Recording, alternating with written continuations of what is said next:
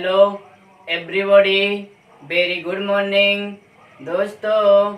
आज एक बार फिर से आप लोगों का RLY ऑनलाइन क्लासेज में मैं विवेक यादव स्वागत करता हूं। दोस्तों, आज का हमारा टॉपिक होगा प्रकाश का अपवर्तन, रिफ्रैक्शन ऑफ लाइट, जो कि आपके यूपी बोर्ड के लिए एग्जाम की दृष्टि से मोस्ट इम्पोर्टेंट टॉपिक होगा। आज आपको ये टॉपिक एकदम बिल्कुल क्लियर करवा देते हैं। आपको इस टॉपिक में कंफ्यूजिंग एकदम नहीं रहेगा, लेकिन दोस्तों आपको इस वीडियो में लास्ट तक बना रहना होगा। तो चलिए इसी के साथ हम वीडियो को शुरू करते हैं। देखिए दोस्तों, आपको क्या है यहाँ पर टॉपिक, प्रकाश का अपवर्तन क्या होता है। देखिए, इससे पहले हम आपको पढ़ा दे प्रकाश का परावर्तन। आज का हमारा टॉपिक होगा प्रकाश का अपवर्तन। जो प्रकाश का परावर्तन होता है वो केवल एक माध्यम में होता है, और जबकि प्रकाश का जो परावर्तन होता है वो दो माध्यमों में होता है। ध्यान दीजिएगा, प्रकाश के परावर्तन के लिए एक माध्यम चाहिए और प्रकाश के अपवर्तन के लिए दो माध्यम की आवश्यकता होती है। ये आप बेहतरीन तरीके ध्यान दीजिएगा।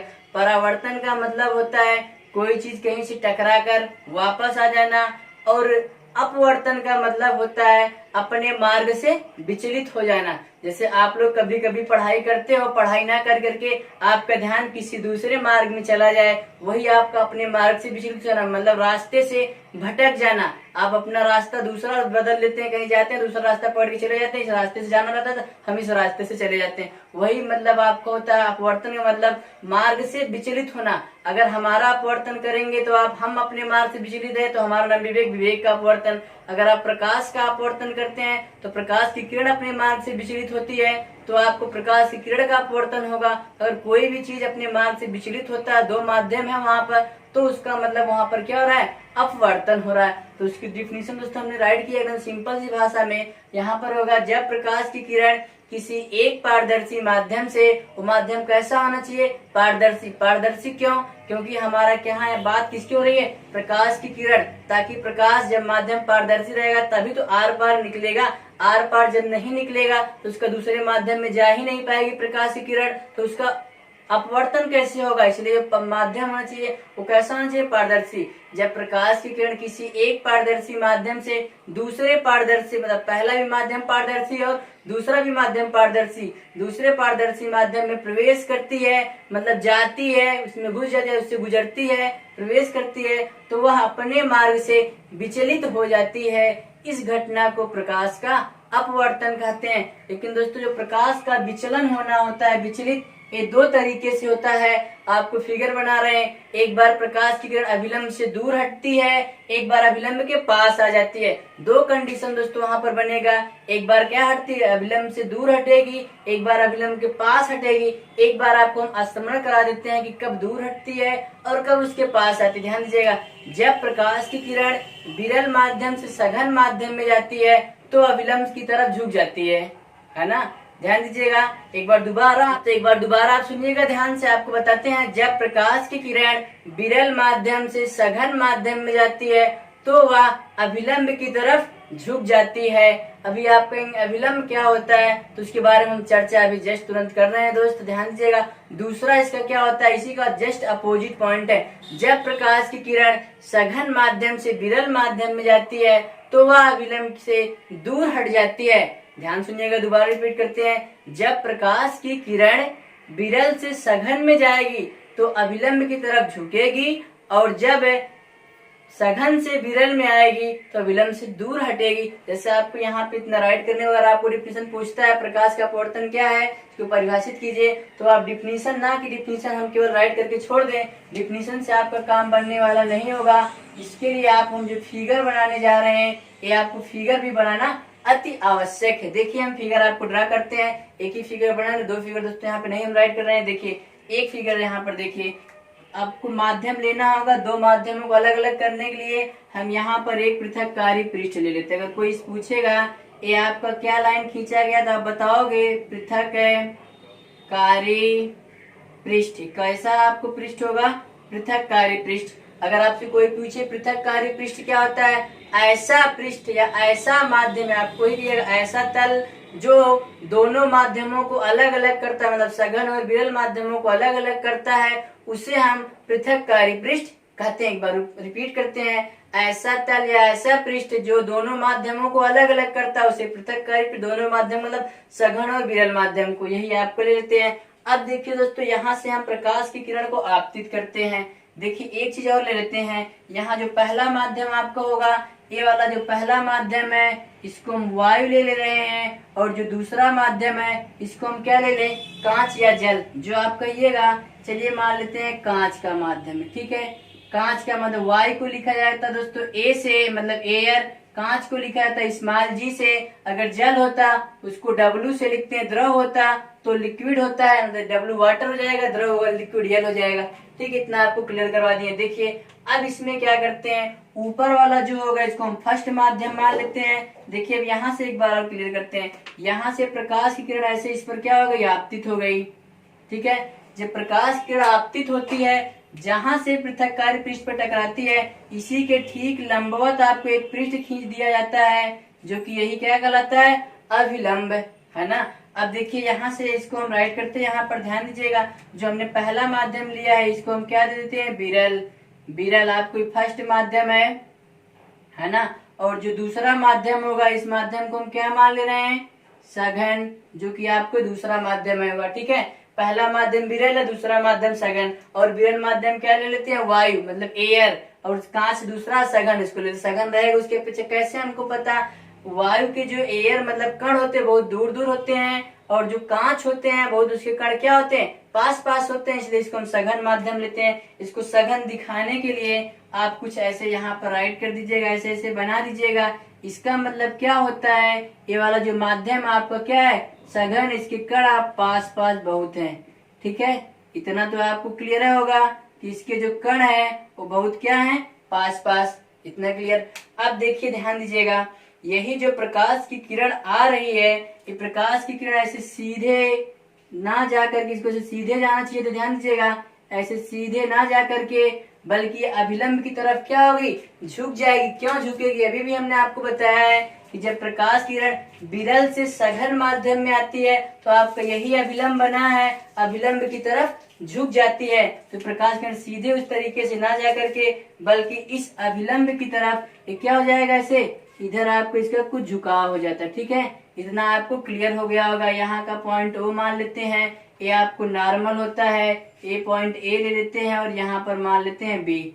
इतना आपको क्लियर हो गया होगा। अब आपको राइट करने की बात है, अगर राइट करना होगा, ए वाली किरण आपको हो जाएगा आपतित किरण, आपतित किरण है। और दूसरे वाली जो आपको रे हो जाएगी, ये वाली रे दोस्तों, ये कौन सी रे हो जाएगा, अपवर्तित अपवर्तित किरण। परावर्तित मत राइट कर दीजिए दोस्तों। यहाँ से इसका नाम आप राइट करेंगे अभिलंब है, इसका नाम क्या होगा, अभिलंब मतलब नॉर्मल। ठीक है, इतना आपको एकदम हमने क्लियर करवा दिया। अब देखिए यहाँ से ध्यान दीजिएगा, इस अभिलंब और आपतित किरण के जो बीच कोण बनता है उसको हम क्या कहते हैं, आपतन कोण आई। इस अभिलंब और अपवर्तित किरण के बीच जो कोण बनता है उसको हम क्या कहेंगे, परावर्तन कोण। दोस्तों यहाँ पर हो अपवर्तन कोण, इसको किससे राइट कर देते हैं, आर से। इतना तो एकदम आपको क्लियर हो गया होगा। फिगर बनाना रहेगा तो आप ऐसे सेम फिगर बनाएंगे, पॉइंट आप राइट करेंगे, पृथक्कारी पृष्ठ, सब कुछ आपको देखिए बारी बारी बताते हैं। यहाँ से अगर पूछा जाए आपको, आप पहले पृथक्कारी पृष्ठ दोबारा बताते हैं दोस्तों। पृथक्कारी पृष्ठ क्या होता है, ऐसा पृष्ठ जो सघन या विरल माध्यम को अलग अलग करता है, उसे हम पृथक्कारी पृष्ठ कहते हैं। ठीक है, आपतित किरण पूछा जाए, पृथक्कारी पृष्ठ की ओर आने वाली किरण को आपतित किरण कहते हैं। अपवर्तित किरण क्या हो जाएगा, पृथक्कारी पृष्ठ से अपवर्तन के पश्चात, मतलब यहाँ पृथक्कारी पृष्ठ यहाँ टकराने के बाद उसका अपवर्तन हुआ है। ध्यान दीजिएगा, अपवर्तित किरण अगर पूछा जाता है दोस्तों, ये आपतित किरण के बाद जो किरण अपवर्तित हो जाती है, मतलब इसका मार्ग जो बदल जाता है, ये किरण क्या कहलाता है, अपवर्तित किरण कहलाता है। ध्यान सुनिए, इसको बताइएगा दोस्तों।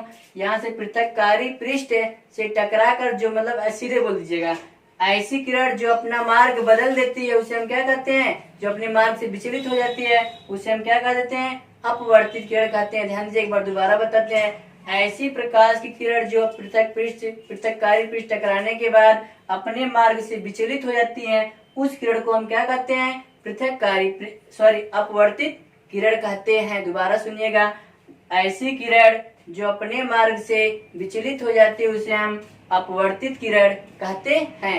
और अभिलंब की बात आपको आता है। अभिलंब किसे कहते हैं? मतलब पृथककारी पृष्ठ के अभिलंबवत खींचे गए तल को हम क्या कहते हैं? अभिलंब कहते हैं। यहाँ पर जो पॉइंट O होगा, इस पॉइंट का नाम दोस्तों होगा आपतन बिंदु। O जो पॉइंट होगा, इस पॉइंट का नाम होगा, आप नीचे राइट करिएगा, आपतन बिंदु। ध्यान दीजिएगा, आप नीचे कहीं राइट कर दीजिएगा एरो बनाकर। इस पॉइंट का नाम होगा आपतन बिंदु। आपतन बिंदु किसे कहते हैं? ध्यान दीजिएगा, पृथककारी मतलब आपतित किरण पृथककारी पृष्ठ के जिस बिंदु पर आके काटती है या जिस बिंदु से टकराती है उस बिंदु को आपतन बिंदु कहते हैं। एक बार दोबारा सुनिएगा, मतलब आपतित किरण पृथककारी पृष्ठ के जिस बिंदु पर टकराती है या जिस बिंदु से टकराती है उस बिंदु को क्या कहते हैं? आपतन बिंदु कहते हैं। इतना आपको बिल्कुल क्लियर हो गया होगा। और दोस्तों आपको अगर इसके दो नियम होते हैं प्रकाश के अपवर्तन के, तो हम दोनों नियम राइट करते हैं। और इसके बाद देखिए आपको यहाँ पे अगला हेडिंग आएगा दोस्तों, प्रकाश के अपवर्तन के नियम। दोनों नियम आपको बताते हैं दोस्तों। अगर आपको अगला हेडिंग जाएगा, प्रकाश के अपवर्तन का नियम, law of reflection of light. ठीक है, आप राइट करेंगे, इसके दो नियम होते हैं, राइट करते हैं, law of reflection of light, है ना। आप कहेंगे नीचे राइट करेंगे, इसके दो नियम होते हैं दोस्तों। दोनों नियम हम राइट करते हैं। यहाँ से आपका प्रथम नियम क्या होता है? ध्यान दीजिएगा, देखिए प्रथम नियम दोस्तों ध्यान दीजिएगा, आपका प्रथम नियम क्या बनता है? यहाँ से एक बार दोनों नियम हम बोलते हैं। आपतित किरण कामा अपवर्तित किरण तथा आपतन बिंदु पर बना अभिलंब तीनों एक ही तल में होते हैं। तो दोबारा बोलते सुनिएगा, आपतित किरण, अपवर्तित किरण तथा आपतन बिंदु पर बना अभिलंब तीनों एक ही तल में होते हैं। दूसरा आपको होगा, दूसरा नियम क्या होता है? किन्हीं दो माध्यमों में, अलग अलग दो माध्यम है, किन्हीं दो माध्यमों में एक ही रंग के लिए कोई माध्यम लीजिएगा और कोई दो माध्यम लीजिएगा, दोनों में कलर एक ही होना चाहिए। किन्हीं दो माध्यमों में एक ही रंग के लिए आपतन कोण की ज्या, एक यहाँ आपतन कोण की ज्या मतलब दोस्तों साइन आई, आपतन कोण की ज्या तथा अपवर्तन कोण की ज्या का अनुपात नियत होता है। दोस्तों आपको यहाँ पर आई का नाम क्या होगा? आपतन कोण, और आर का नाम क्या होगा? अपवर्तन कोण। यहाँ राइट करिएगा, आई के यहाँ पे आपतन कोण, यहाँ पे क्या राइट कर देंगे आप?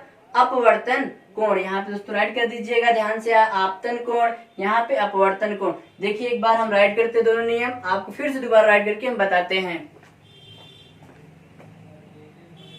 करा आ जाइए।